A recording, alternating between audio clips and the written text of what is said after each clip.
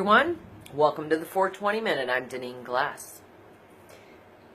So on these little weekly 420 minutes, I try to teach out of what's gone on in my week, where I've seen God at work, where I may need some improvement, or what I believe the Holy Spirit's been kind of poking me in the chest about.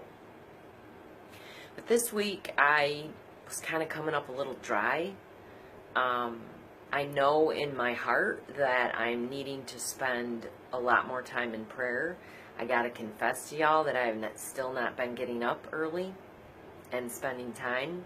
And I know it's affecting my day. And so today, I found it interesting. I read Sarah Young's Jesus Calling, like I do most mornings. But today, it spoke to me. It was Jesus saying, I continually call you into relationship or into closeness with me. I know the depth and breadth of your need for me. I can read the emptiness of your thoughts when they wander away from me. I offer rest for your soul, as well as refreshment for your mind and your body. And as you increasingly find fulfillment in me, other pleasures become less important. Knowing me intimately is like having a private wellspring of joy within you. This spring flows freely from my throne of grace. So your joy is independent of your circumstances. And it goes on from there. All of it spoke to me. It was almost like Jesus reassuring me, I continually call you into closeness. Like, the game isn't over. The race is not finished yet. And then the joy independent of your circumstances. I feel like I've been able to embody that to a certain extent.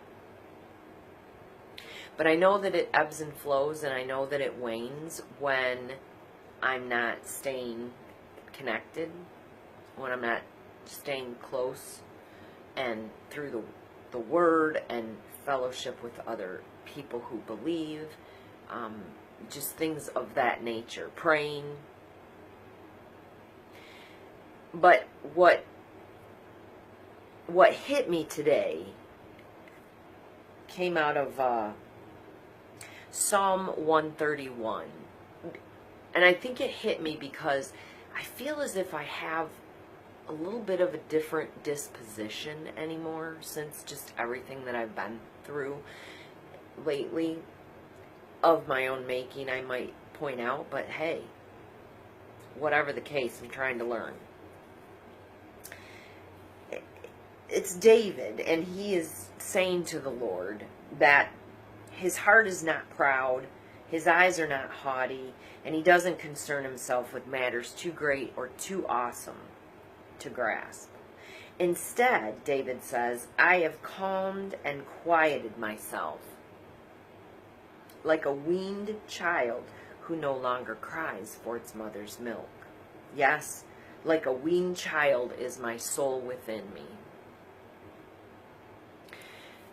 I feel reading this as if in the past I used to live my life more from a, once I get past X, my life is going to be good.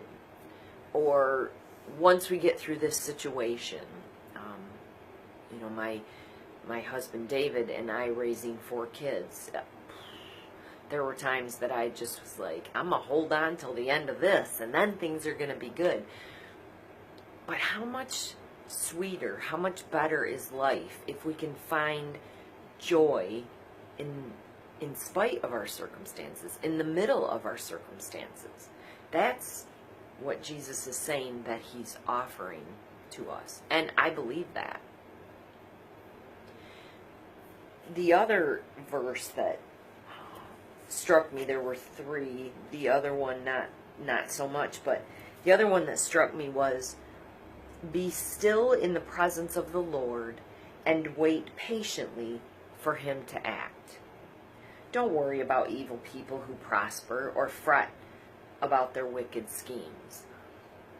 But that part about being still in the presence of the Lord, that's one thing that I know I'm lacking. I'm being still, I'm just not sure it's in the presence of the Lord lately. And that whole waiting patiently for Him to act, I gotta tell you, I feel as if I'm somewhat like Peter.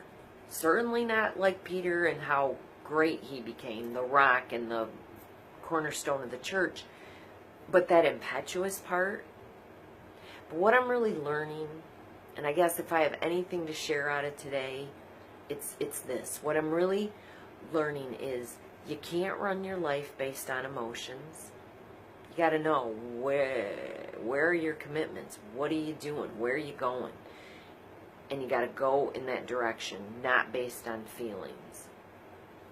And the other is, I think that helps you to make decisions that can help keep you in the presence of the Lord, where you can retain your joy in the middle of some crazy circumstances. So, get in the Word this week.